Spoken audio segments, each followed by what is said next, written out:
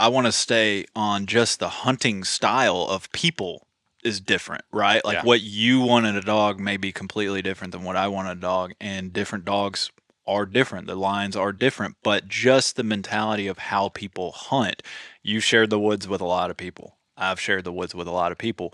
While we're all technically rough grouse hunting, we all hunt completely different. And when you find the people that hunt the way that you like to hunt, Yeah. it's like, it, all right, did we just become best Yeah. friends? Yeah. Yeah. Exactly. Yeah. So, again, with the beginner, very newbie green person in mind, how did you come about figuring out the style of hunt that you prefer? Because I know we've talked about this where you kind of bounced around like, what do I like? What do I dislike?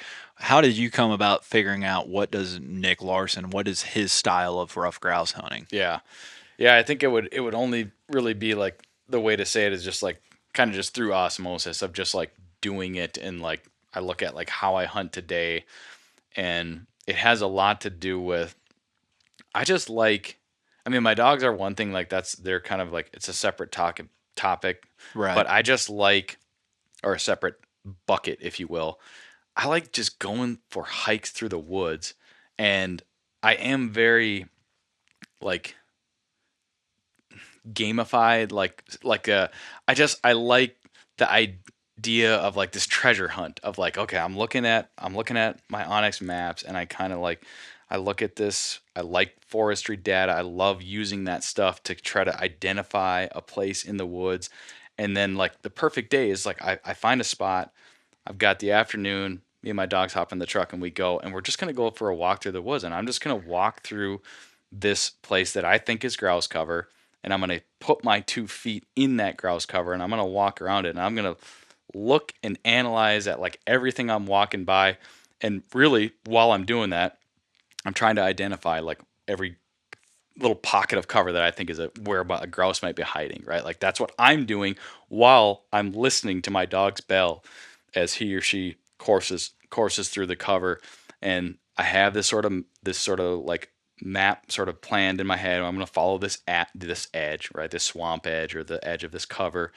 And hopefully my dogs are going to be weaving back and forth through that stuff and we're going to find birds. But I love to explore. I love to explore and I love to hike and when I do that, I'm pretty quiet.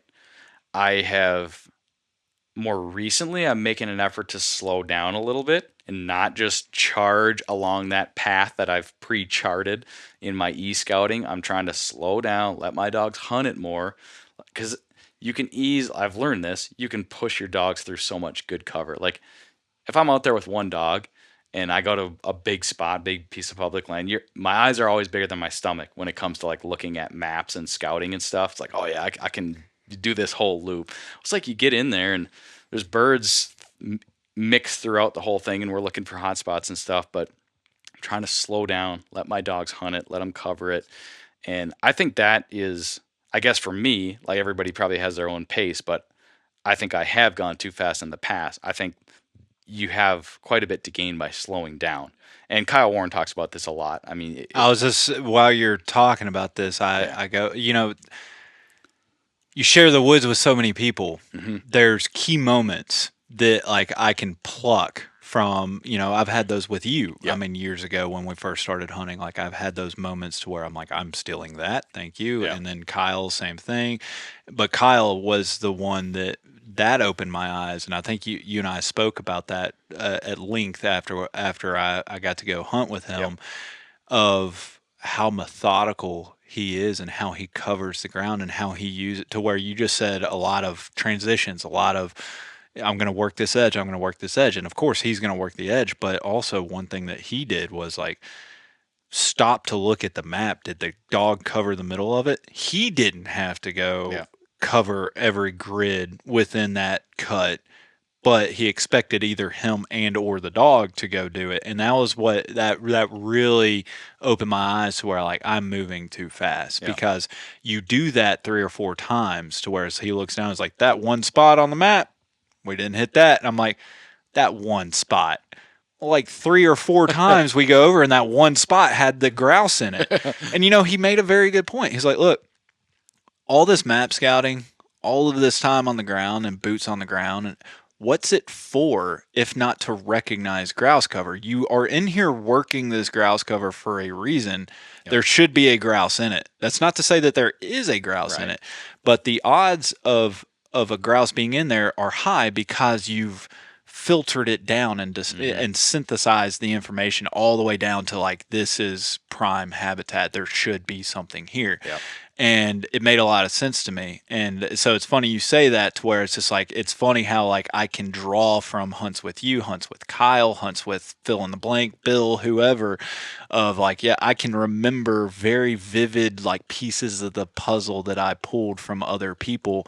And that goes into what you're saying, the osmosis of like you just kind of go hunt and you start figuring out, piecing together your style. Yep. But I think there are common elements throughout this, to where it's like I think there are some people that move too slow in the woods, but also they don't need to be moving as fast as like what you and I were 2 or 3 years ago, Yeah. to Yeah. where like, hey man, let's cover some ground and let's get to the next spot. It was almost like we were just passing by great opportunity Yeah. to, And I'm sure we did. yeah.